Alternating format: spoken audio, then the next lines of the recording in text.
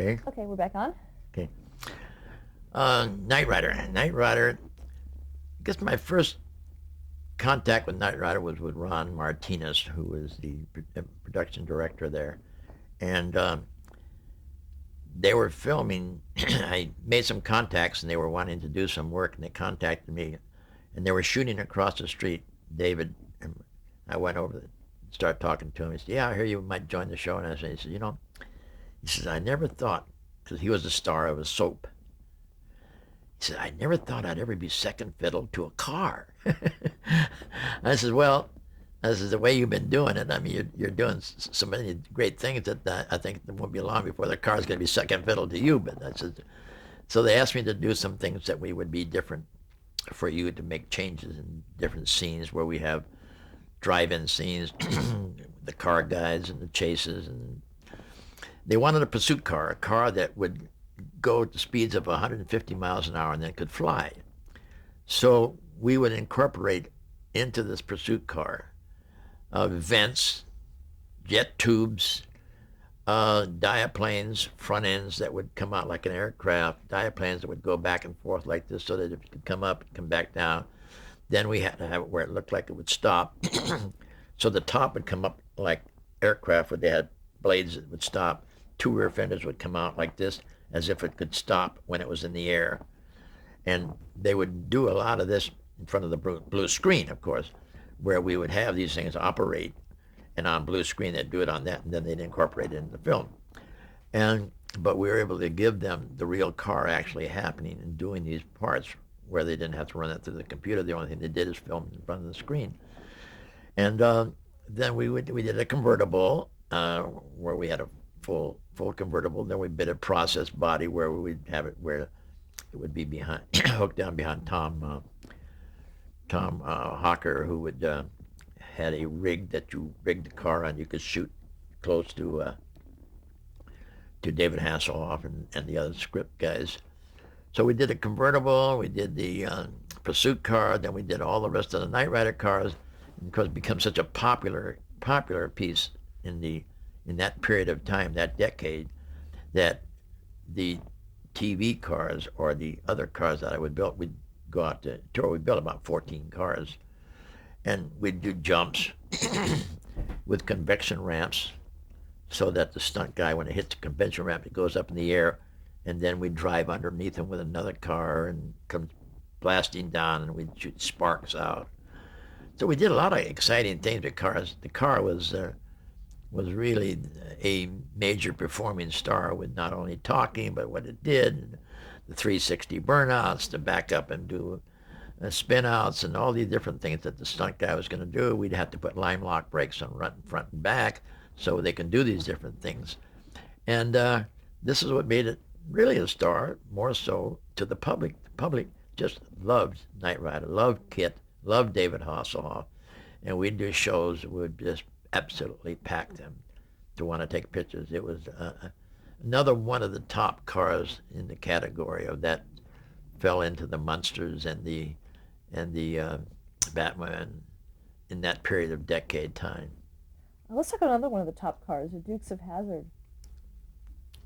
Dukes became a super popular car because it made the audience feel like they were John Snyder and Tom. Everybody that, not everybody, that the enthusiasts loved the fact that you were driving a performance car, a Dodge Charger, which was a hot Hemi type car. Choice was done by the director and producer for that car.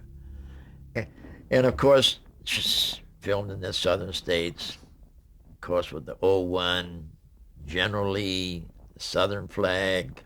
Where did that all come from? All come from the art director. That was General Lee. I only put the design type things when we did that, as well as their prop departments. And it was a combination of the quite, because we had to do so many different cars. And the choice of the wheels was Western Mags and the Goodrich tires and all these different things that we used were real. They didn't like to have an off-brand tire that was not used and an off-brand wheel that was not used. They wanted the audience to say, "Oh yeah, those are Western men. Oh yeah, those are Goodrich. Or yes, that is Goodyear. Or yes, that was kind of important. Product placement, as far as parts, became important because the audience knew. And if you try to phony baloney it to hide identification, the audience would get letters. They would get letters at the PR departments to say, "Why did you say that this was this and that when it really wasn't?" So you got your audience out there, and they're in the vast, not thousands. We're talking about millions of enthusiasts are out there that knows cars, and that's why a car became an important part. If they didn't know cars, it wouldn't be popular. They wouldn't know that a Dodge Charger or a Ford Torino, that it's powerful, got a big engine and things like that. They wouldn't know that a Trans Am was a big 5-liter engine car. They know. So you can't bully them, and if you try to buffalo them, you're only hurting your film, because then your audience are going to say, "You're just smoking us out. Don't think that we're dummies," because they did that one time in Highway Patrol. They did on the script before I got there, when Broderick Crawford said, "That supercharger hot rod over there is illegal." Well, it had a 4-barrel on it, just like I said. Well, the audience wrote in right away and said, "What are you trying to say that's a supercharger? There's no supercharger on that car. That's a 4-barrel." So they learned from there that they do come out to the experienced people, the professionals that are in the industry, just like they do with the professional cameramen and directors and art director people. They come to our car people and say, "Let's make it authentic." And that was very important to us that they did this, because then we had a better audience that now became a part. But that's why the Dukes become so popular, because of what they were. Two young guys that were great, being chased all the time, never being caught, getting away from those the mayor and the the sheriff and Daisy Duke, and she was a sex symbol. And Did you do her car too? we did the we did the wrecker and her car. I'm trying to think which one we worked on that car, yes, but I forgot now. Which one was it? I'm trying to think. There was two or three of them. Like a Jeep. Jeep. Jeep was provided. That was a product placement. Product placement. All we did on that was paint. I remember now with Jeep, because I know we did other cars too for that. So police cars were authentic. They were authentic as far as what was done in the South. And the stunt guys made it really a car that was a star, because they were doing jumps over cars, jumps over trains. And I mean, yes, we did wreck a lot of automobiles, because when you did those jumps, the suspensions were just wiped out. The good thing about Kit was, when we did jumps with Kit, the suspensions on the Trans Ams really held together. I mean, we'd get maybe a good half a dozen jumps before we make it a parts car. The Dodge Charger, when we hit those high jumps and it came down on its nose, it really flattened out the suspension system. But the cars were reasonable in cost enough to where you could make it a parts car, and you still could buy another one, rather than try to refix a part that's not going to cost you too much money. But that's a fun show, because they did a lot of things. And again, the two actors become a prominent part of the exposure program.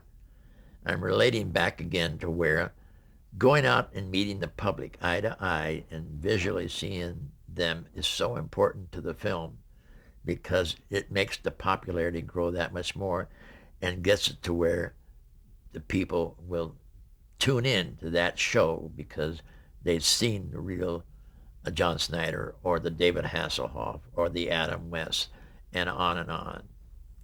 Let's talk about a really important film at the time, Back to the Future, 1985. My part of the Back to the Future got into different stages, because there was 3 different films.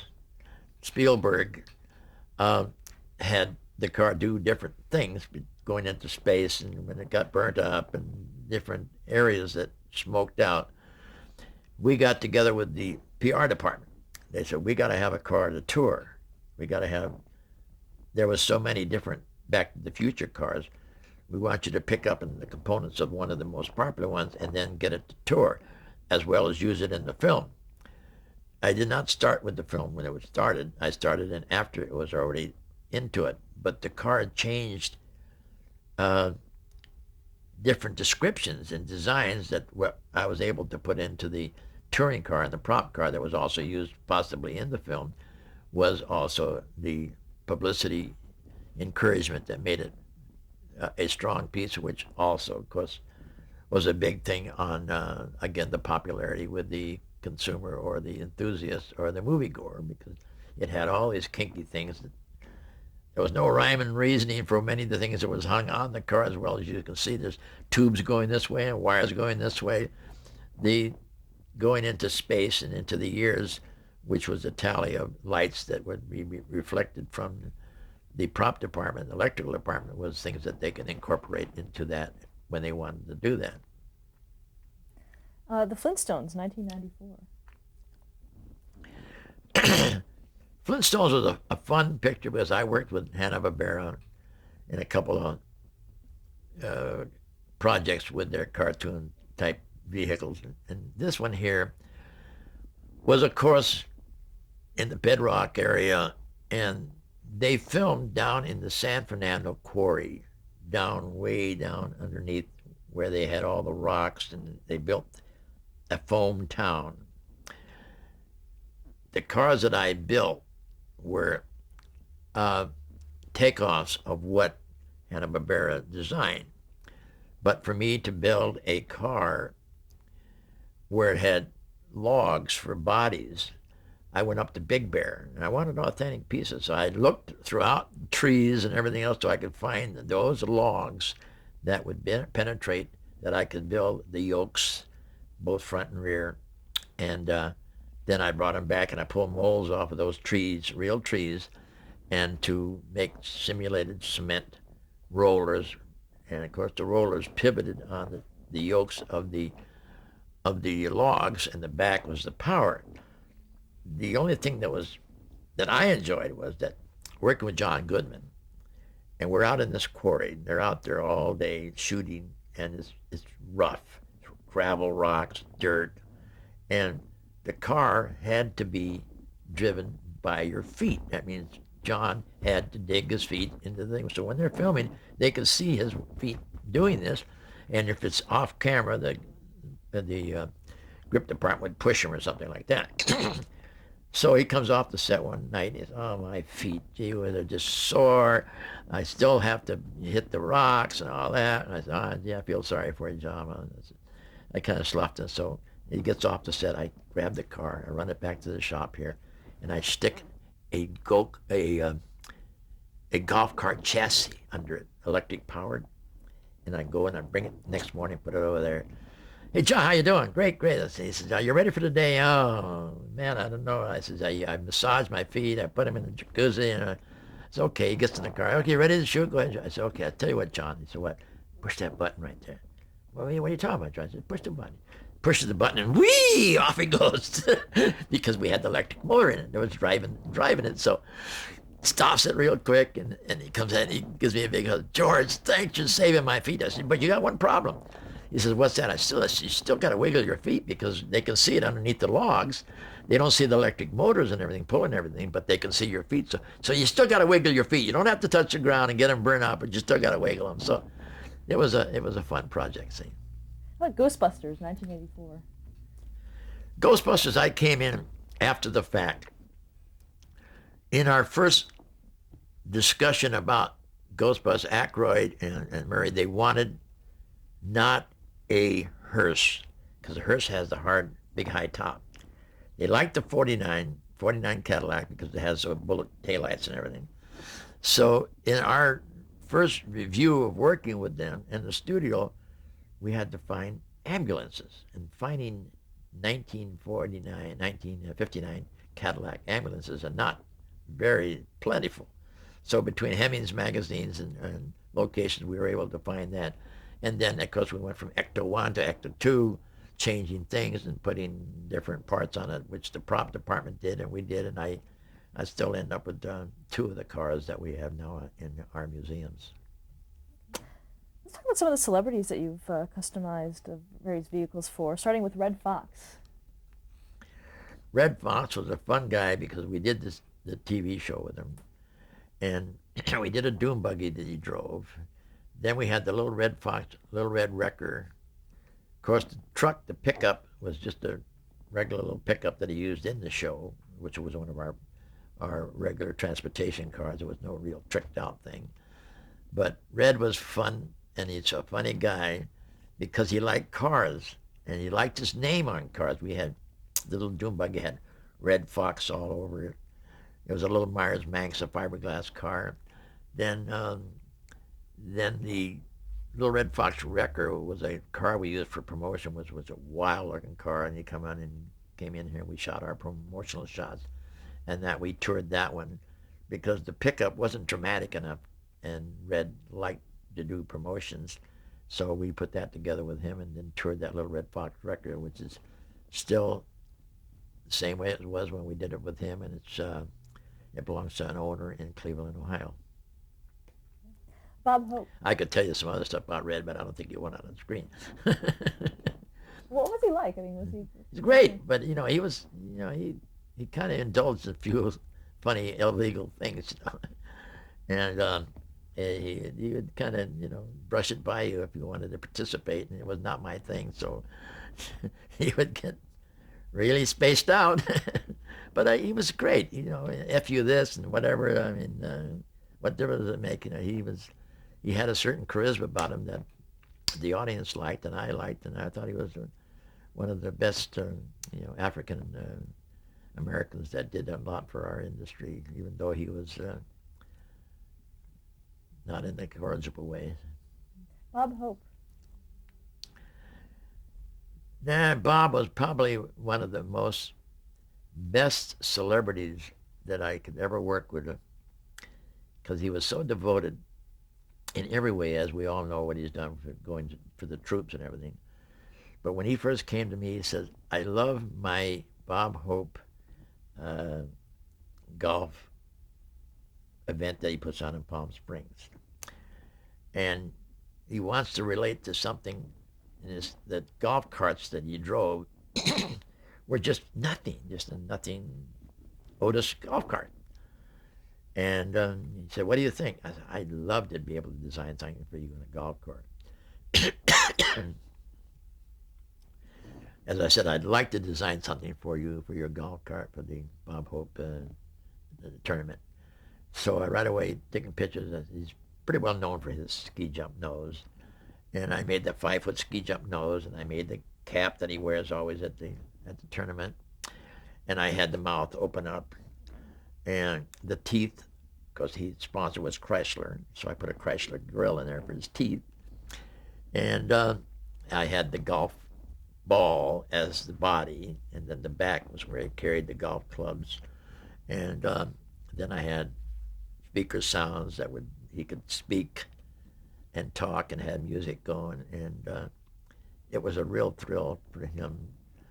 And every time we did anything, he'd always send wonderful notes to me, and the events that we participated in, and he sent me a eulogy for my wife's funeral, which was just absolutely wonderful. So I just enjoyed him as a person and as a guy that liked it. Of course, in doing that, that Bing Crosby had to have one. So I had to do Bing Crosby's with his character, a 5-foot pipe that smoked, and his hat that he wears. And we shipped that up to his home up in Northern California where he played golf. And we had the Bing Crosby a la carte. Elvis Presley.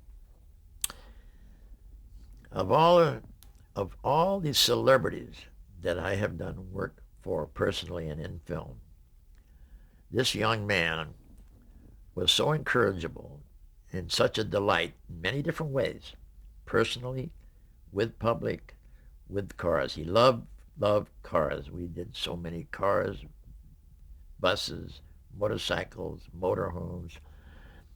At first, he didn't. First one that we got involved with when we made the connection, he liked the limousine. Well, he liked the limousine to be different, so we got a '60 Cadillac. And we made it into a very plush, and he liked the feeling of yachts. The whole back where he sat was like a yacht with the portholes that you would see in yachts. and a curved lounge seat, and a full entertainment console. This was in the Cadillac that we did for him.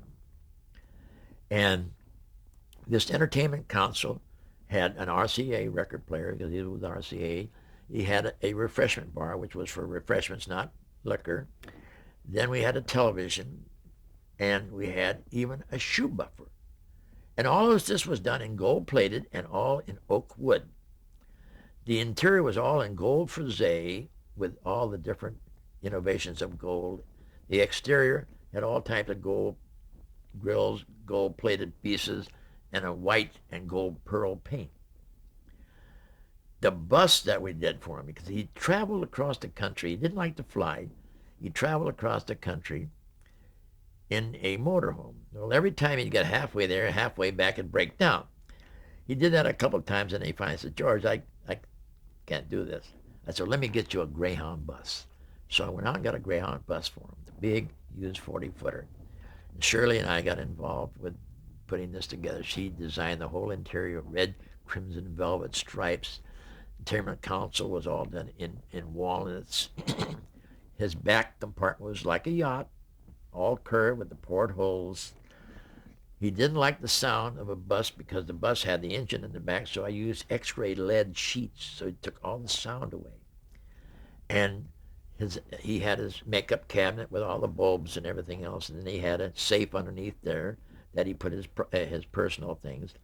Then he only had two other areas for two of his guys to sleep, other than himself. His entertainment console area was the main part where everybody, and it was a skyline. That means it had a roof that came up and you had a window up here. You sat in different elevations. Very plush looking bus. The unique part about it was that he used to drive a truck. So we built the seat to fit his body. We actually sculpted his body and we put it on hydraulics so that he would move back and forth. And when we finally got to, it took us 6 months to do the bus. I get a call at 4 o'clock in the morning. George, this is Elvis. I said, what can I do for you? He says, I just finished recording.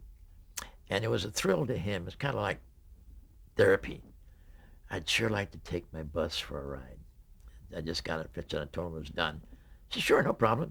So Joe and Chief and all the guys, they come down and he jumps in the bus and he gets into that seat, the hydraulic seat, and off we go to Vegas.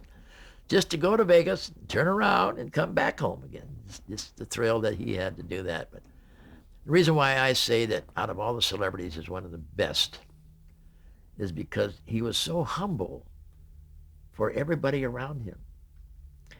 When we were doing the limousine, he'd come into the shop, and he'd know all the guys that were working on it. Like, Mr. Tubbs, how are you feeling? And Tubbs was my painter. I hear you were sick last week. Then he comes over to Joe, who's a metal man. Mr. Joe, your baby's probably getting very big by now. In essence, he knew everybody what they did to his bus or his limousine, and he treated them in the same level. I mean, his communication was so encouraging to everybody, even to the point where when he brought Priscilla in from overseas when he was in the service, she was 16 years old. He brought her in and we're having a party up at his Bel Air home. 3 o'clock in the morning comes and everybody's ready to go to bed or wherever. They had all the crew there. He looks at Priscilla. He says, Priscilla, I want you to go home with George and Shirley. They're the only couple that I trust, that I would trust you with. That's the kind of respect he had for that young 16-year-old girl. She stayed with us, and we only had a little duplex, Shirley and I. We didn't have a big home, but he'd come and pick her up at night in his limousine, take her to dinner, bring her home. Only one time, she wanted to make him so happy that the style at that period of time was the beehive hair style.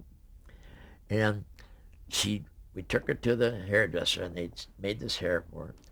And this little duplex we had, when he'd come to pick her up, he'd come to the door and pick her up. He just wouldn't honk a horn or send anybody. He'd come personally and pick her up, come to the door, and she comes walking down the steps and sees that beehive haircut. And he didn't like it. He doesn't like the beehive style. He said, Priscilla, I don't like the hair. And she was so depressed. Shirley run her upstairs right away and took it all out, put it all back down. He waited for her and brought it down. And that's much better. It looks more like you. It's natural. Wonderful, wonderful kid. Just absolutely tremendous entertainer. But he was a people guy. He was really great. You can see from all the guys he had that was with him. He had guys that was with him. They went to school with. He put the work. So that's Elvis. Let's talk a little about the craft of car design and customization. How do you go about it creatively when you get an assignment? Well, the craft of customizing a car, I guess, becomes number one self-taught, or if you had the talent to do it, like my brother. I taught my brother, but he had the implements of doing it. He was crafty. He could do it. As whereas some people, you could show them 10 times and they don't do it. And then you could show a guy one time and he can do it. Or he can show you improvements of what you're trying to tell him. So the craft of customizing is simplicity. Designing is very important. The purpose of customizing is that you make your vehicle look prettier than what it was. After all, the designers of the motor car companies design these cars to be the best. So for you to take their car and make it look prettier is a challenge, another challenge. And the reason to do it is that you're doing it so that it can inspire more people to do things, because a car is really an expression of the person. And people like the individuality of having their own car that the other persons don't have. Like in the cul-de-sac street, you got the Jones, the Browns, and the Smiths. Jones likes the Mustang. He's going to do something to the Mustangs that the Smith and the Jones don't have. Jones says, well, I like a Dodge. I want a Dodge with a muscle car. I want that.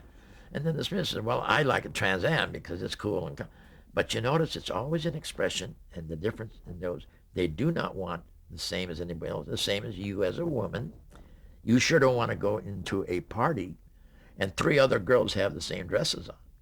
So that means you want something that's more inspiring, more original, and more conducive to you. That's not the same as anybody else. And a good expression of that is a woman that I know. Her name was Zsa Gabor. Zsa, in her home, she has her decorating, her closet is about as big as my showroom. And it was like when you go to a bookstore, they have the ladders that go around on a spiral as you look through the books and racks. Well, she has a ladder that goes around, and all of her clothing are in plastic bags with tags on them that says, I was with Debbie Reynolds at this show, and she wore gold, and I wore this red. That means she's not going to do another show that Debbie Reynolds is going to be at where she wears that same outfit. Everything organized, tagged, and thousands of shoes showing what she wore them with and when she wore them and who was there when she was there. Very organized lady, but a fun lady to do a car with. Just off the wall, when I did the Rolls-Royce limousine for her. We'll have to stop there to change the tape. Okay.